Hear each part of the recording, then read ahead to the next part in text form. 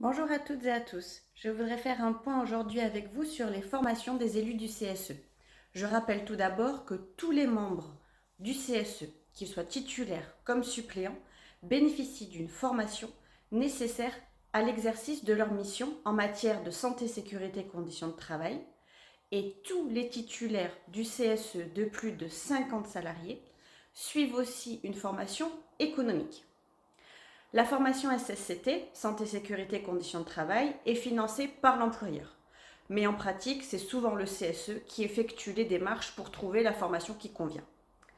La formation économique, elle, est financée directement par le CSE. Jusqu'à présent, la durée de ces formations variait selon les effectifs de l'entreprise, entre 3 et 5 jours. La nouvelle loi santé du 2 août 2021 vient uniformiser les durées minimales de formation SSCT, santé, sécurité, conditions de travail, pour tous les CSE.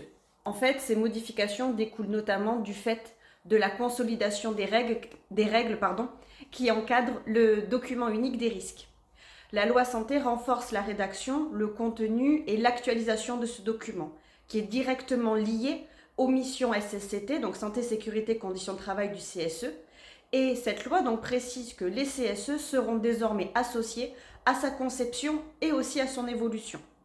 De ce fait, la formation SSCT des élus du CSE est renforcée. À cet effet, et à compter du mois d'avril 2022, tous les élus du CSE, quelle que soit la taille de l'entreprise dans laquelle ils exercent leur mandat, bénéficieront d'une formation SSCT d'une durée minimale de 5 jours en cas de premier mandat.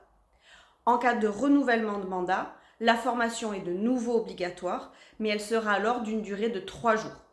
Ou alors 5 jours, mais uniquement pour les membres de la commission SSCT, c'est-à-dire dans les entreprises de plus de 300 salariés. Pour toute information complémentaire, n'hésitez pas à contacter nos équipes.